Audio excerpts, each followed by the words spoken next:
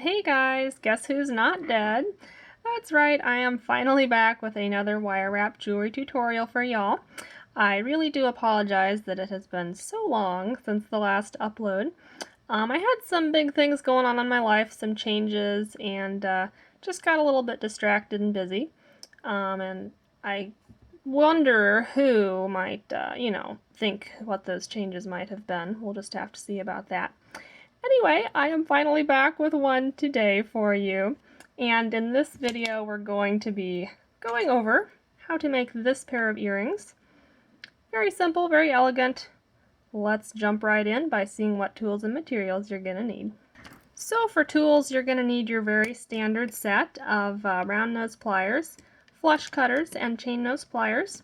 As always, I have put a list in the description section below of specific tools and materials I'm using and where you can purchase them. I always do that, and yet there always seems to be someone who comments asking, oh, what pliers are you using, or where do you buy your wire? That information is always in the description section. Please look there. In addition to your standard tools, you might be wanting to have a jeweler's hammer and bench block. In most of my tutorials, these are optional. For this one, I really do recommend you try and have this. While not completely essential, a big part of the look of this piece is that it is hammered and has this really cool texture, and that also helps it to hold together well. So I highly recommend getting a jeweler's hammer and bench block. I got mine on Amazon, again, in the description section below.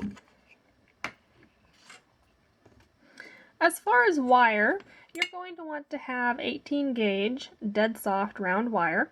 I do recommend using sterling silver or some other solid metal such as copper or brass for this piece if you want to save a little bit of money. Since we will be hammering it a lot, it's important that you have something solid as opposed to silver plated, silver filled, something like that. So for the 18 gauge dead soft, you're going to want two pieces, each just about 4 1/4 inches long. And in centimeters, that's going to be just about 11.1 centimeters. So two pieces of that. You're also going to want to have some head pins. I got these from Fire Mountain Gem.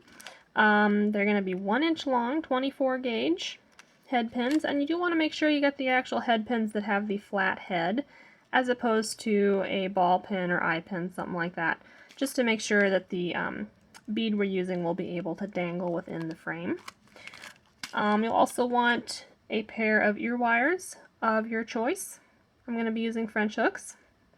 And finally, you're going to want something to put in the middle.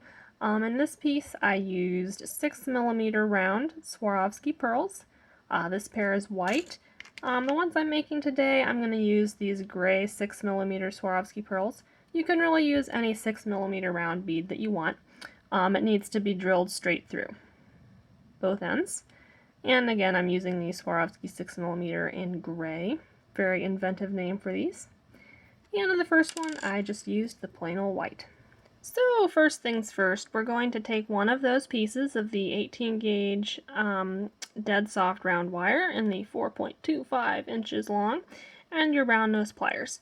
And we're just going to go on the very end here, very end of that wire, and we're going to start wrapping it around. Going to make a complete circle so that it meets itself right there. And we're just going to keep spiraling that around pretty tightly. There we go. Until you get something that looks a little bit like this. Now at this point, what we are basically making is the inner spiral here, as you can see. And we're going to morph this into making the outer circle shape. And just for your reference, so you can kind of know how big we're working here, this is the exact diameter of a penny. So that can kind of give you a frame of reference. Just the exact diameter of a penny. So we're just going to wrap this around in a nice circular shape. And if it doesn't make a pretty circle for you, don't despair. You can tweak it. Just get it the general shape and size you want. You can even use your fingers a little bit to help shape it. That's always nice too, to try and avoid getting excess plier marks on there, which is a common question that comes up with folks asking, how do you not mark up your wire? Well, one simple way is to not use your tools if you don't need them, because you have hands, and hands work very well for a lot of different things. There we go. So we're just circling around there. Let me dig out my penny, see how we're doing size-wise. So that's looking pretty good. Let me just fine-tune it a little bit more.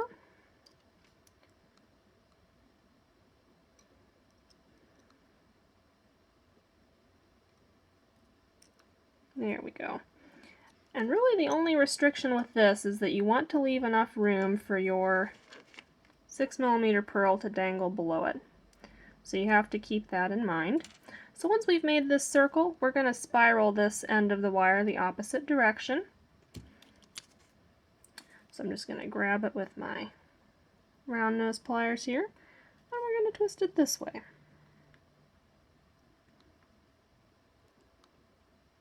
Once again, we're going to make a closed circle just like that, and then we're going to continue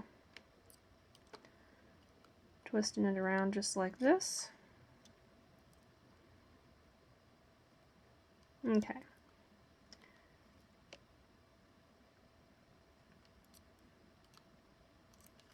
There we go. Now you may notice this doesn't look great. This is where the tweaking comes in. So as you can see, we could stand to have this curve be a little bit bigger. So I'm going to use up some of the excess like that. And then we're going to bring this down a little bit more.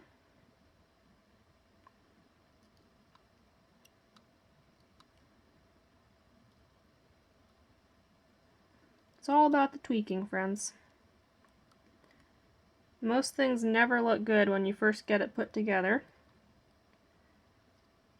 And then you give it a healthy dose of tweakage, and it turns out looking pretty good. There we go. I'm also going to make this loop a little bit bigger.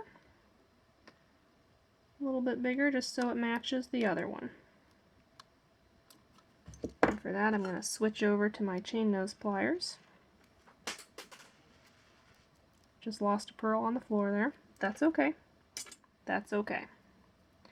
Alright, so now it's looking a little bit more like what we want it to.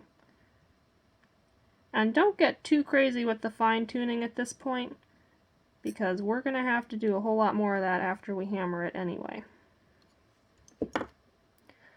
So as you can see, it's not perfectly round. I'm not going to worry about that right now, because at this point we're going to pull out the handy dandy block of hammering.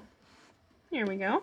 So one important point with this, to achieve the desired look that we're going for, you're going to focus your hammering more on the lower section here. We want this part to wind up a little bit wider than the rest. So you're going to hammer less at this point right here. And if you need to, just so these aren't overlapping, you can spread those apart slightly while you hammer. Just like that.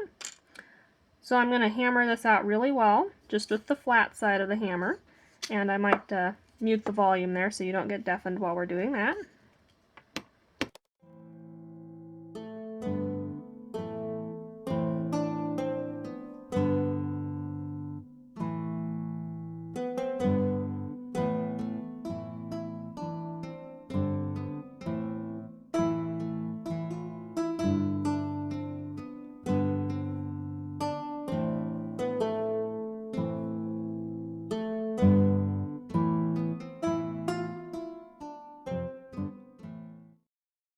Alright, so at this point you can see we've got it pretty well flattened out. Now to get this really pretty dappled texture, I'm going to switch over to the rounded side of the hammer. I'm going to do the same thing, hammering it out.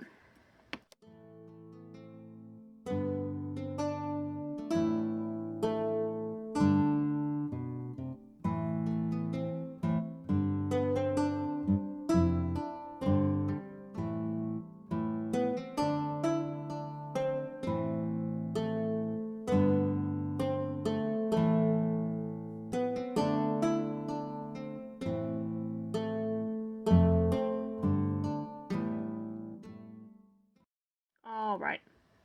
So now you may notice that the shape has changed significantly from what we started with. That is perfectly normal. At this point, you're just going to start reshaping this guy. And if that happens, don't panic. You can fix it. It's all about the tweaking, remember? So I'm just going to open this back up a little bit. And you'll notice now that it's significantly harder to bend the shape, which is what you want. That hammering is going to add a lot of stability to the piece and keep it from coming apart in ways that you don't want it to.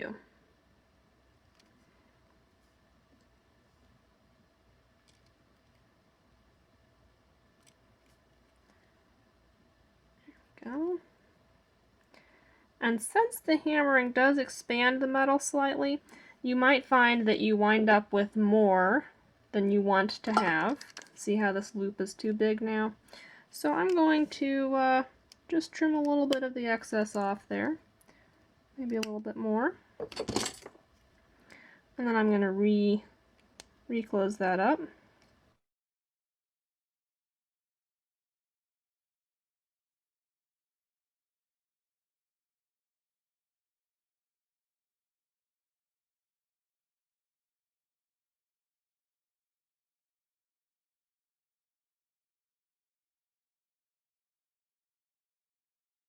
Okay, so there you have the shape that you want. And I'm just going to bend these down so they're overlapping each other.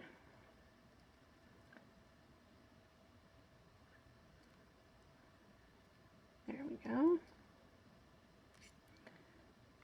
Make sure this is all nice and snug, all shaped how I want. Let's make that a little bit more flat. Trying to flatten that out a little bit.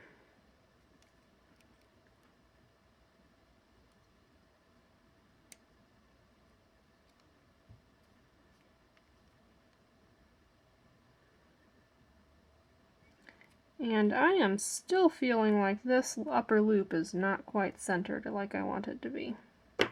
So I'm going to take off a little bit more even.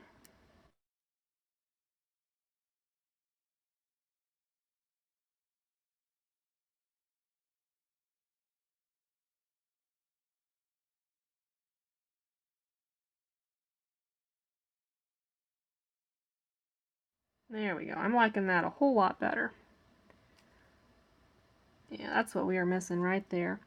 I'm going to work on making this frame look a little bit more round, and that's not the way to do it. Don't do what I just did there. That was a applying too much force situation right there. That's okay. We'll fix it.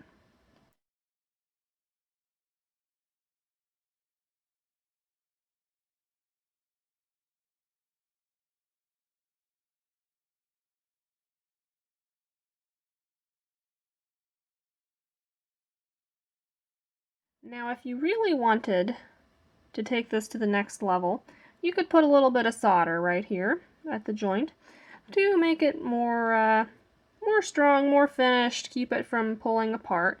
I will say I don't tend to do that on mine.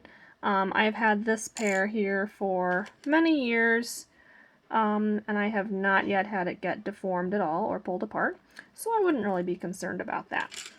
But that's just a note that you could solder that joint right there if you wanted to.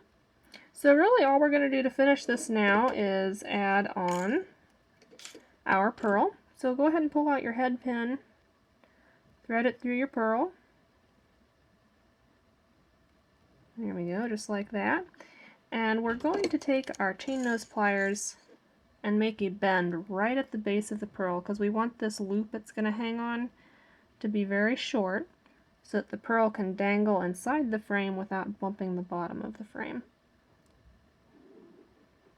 So I'm making a little bend in the wire just like that. Swap over to your round nose pliers. And we're going to make a little loop here, if I can get it to cooperate. Do a little loop.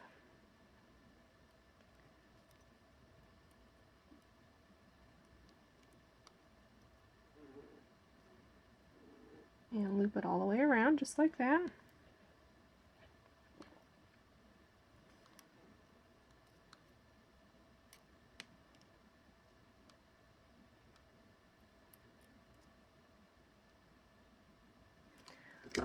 So there you have your little loop.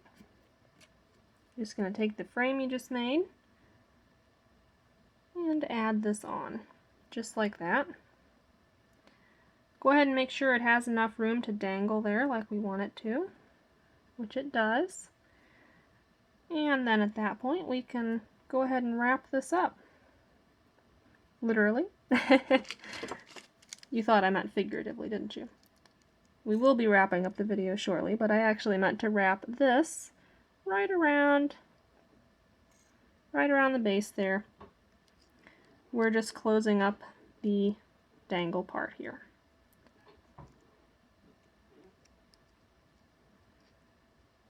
Trying to make sure you can more or less see what we're trying to do here.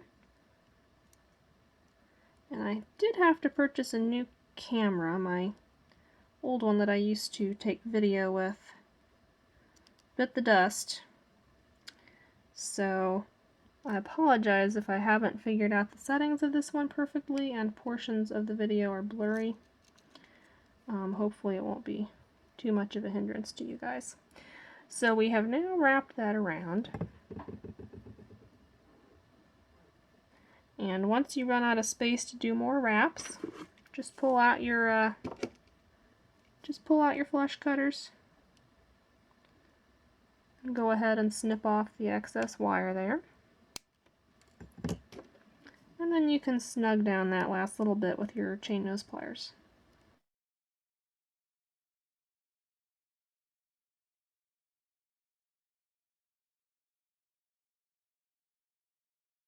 Now, if you find at this point that there's not quite enough room for it to dangle like you want, don't despair.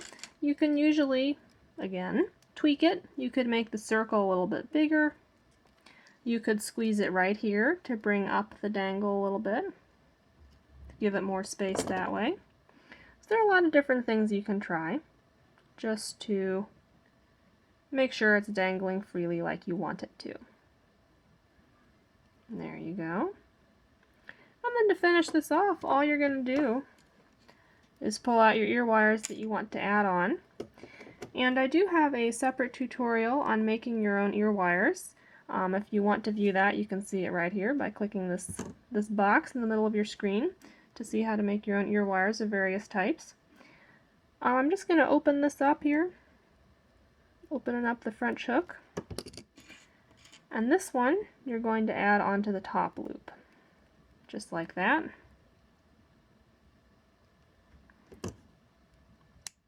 Go ahead and close it.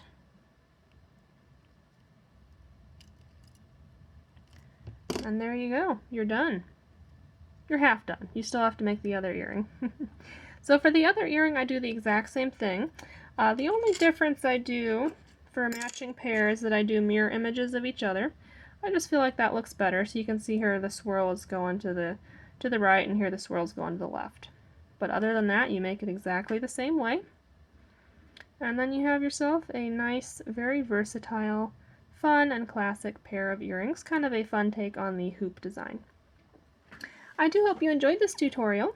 If you did, please subscribe, like, and share. And if you could also take a few moments to check out my Etsy shop and Facebook page. Sales from my online shop do help to make these free instructional videos possible.